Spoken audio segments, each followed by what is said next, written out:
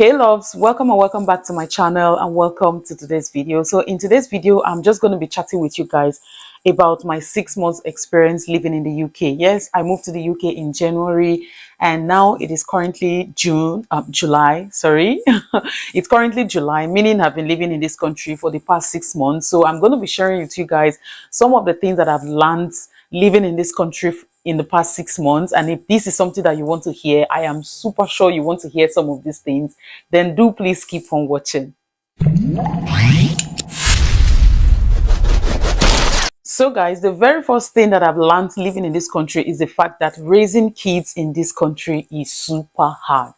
I cannot even lie. Honestly, raising little kids in this country is not easy. Okay, I've lived in different countries before and I understand very well how to, they raise kids. But over here, there are certain things that are not allowed. There are certain things that you cannot do.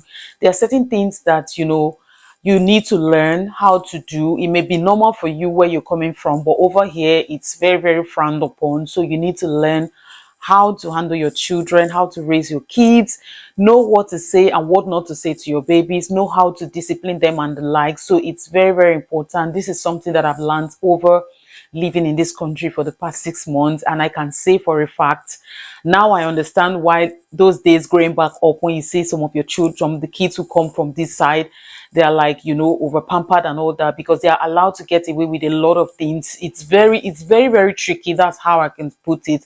You just need to be very intentional. You need to be more prayerful. You need to learn how to speak to your kids. You need to learn new ways of, talking to them, new ways of discipline and all that. You cannot just, smack your kids and all that. It's very, very frowned upon over here. So there are certain things that you need to learn how to do, how to relate with your kids, what to say to them, because over here, it's quite different from every other country we've come from. So this is something that I've learned living in this country for the past 6 months. So the second thing I've learned living in this country is the fact that you should not trust the UK weather. I repeat, do not trust the UK weather for no reason. Like I was talking to someone the other day and I'm like, this country, they say they have 4 seasons or 4 weathers, which is supposed to be winter, fall, spring and summer, but I am eliminating summer because this country does not have summer. We have 3 weathers. Okay, there is winter and there is fall and there is spring. Whatever we're having right now, it is not summer. This is not summer. It's not summering. Okay, so do not trust the weather. Even if the weather is saying, oh, it's going to be sunny today, it's going to be warm today, always carry your jacket, carry something to keep you warm, because there are times where I've gone out thinking we are in summer and it's started off shining and all that, and when I went to where I was going to, I became very cold. I was freezing, my hands, my feet, like I caught cold, not once, not twice. So please do not trust the UK weather. It is super, super cold. It can rain anytime. And cold, even in the peak of, so this is July, for heaven's sake. I'm filming this video currently in July and we are still very cold. Like as I'm talking to you, my hands are freezing. I just didn't want to wear a bumper. That's why I'm wearing what I'm wearing. As soon as I'm done with this video, you guys, I am pulling off these clothes and putting back my warm clothing because it's super cold, and that's why there's no AC or fan. UK houses do not have ACs because it's so cold. So what do you actually need an AC for? Today, the hottest time of today was 15 degrees. Yesterday, it went as low as 11 degrees and we are currently in summer. So how is it summer? So do not trust the UK weather. That's something I've realized. Now, whenever I'm going out, I always go out with an extra jacket or something. It may not be a very thick one. It may just be a denim jacket, but something that I can fall back on in case I'm feeling cold. I hope you understand what I mean. Another thing that living in the UK has taught me is that it is super, super difficult to have a social life. And I'm going to explain this to you, okay? Coming from Dubai, where I used to live, there are different communities and these communities have different group chats, okay? WhatsApp chats and all that. And different activities are being carried over. Maybe in the weekend, you can see maybe on the chat, oh, there's going to be like a music concert or a food fair or a bazaar or something in the community.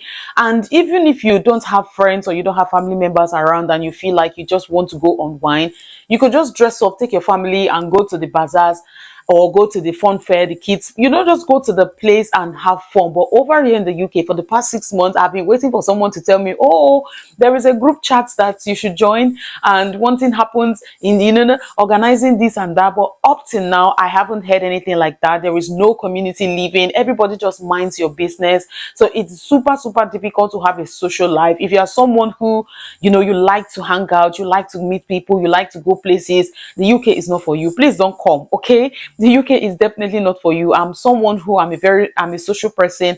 I'm making friends here has become very, like, it's not something, for those of you who know me personally, you understand I'm a super friendly person, but it's taking me more effort to be friendly here, because who are you gonna the people there's no one, absolutely everyone just focus on what they are doing.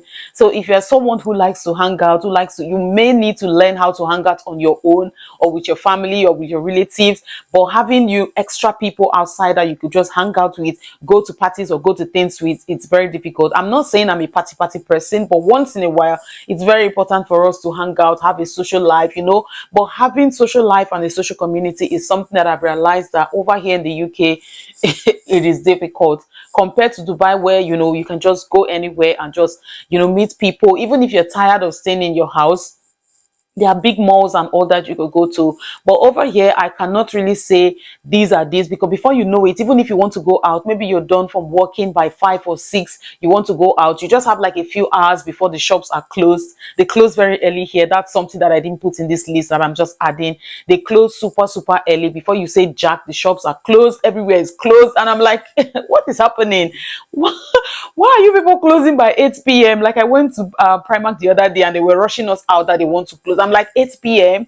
you're closing your shop? For heaven's sake, this is when people are coming to buy things. People who have gone to work, they've closed from work, they just want to come and eat and unwind. This is when they're coming out in Dubai. So why are you closing by 8 or 9? Like, it's crazy, but this is the reality of life here. It's super difficult to have a social life over here.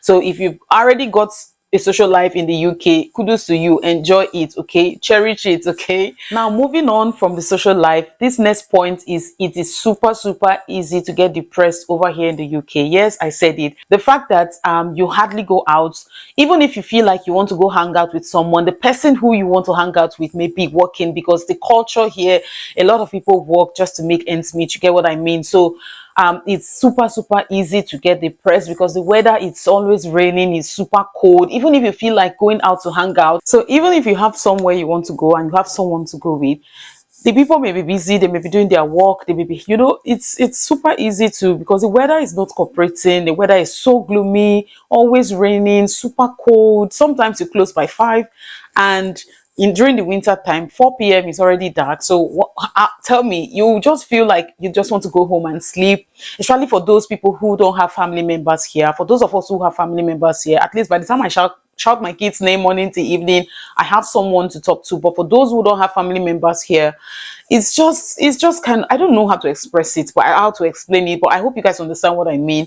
It takes a lot. It takes a lot to be mentally stable here, because there are a lot of things that just make you feel overwhelmed. But we thank God for life. So the next thing I'm going to talk about is the obvious one, the obvious elephant in the room, which is that houses in the UK are super, super tiny. Like, spaces are super, super small.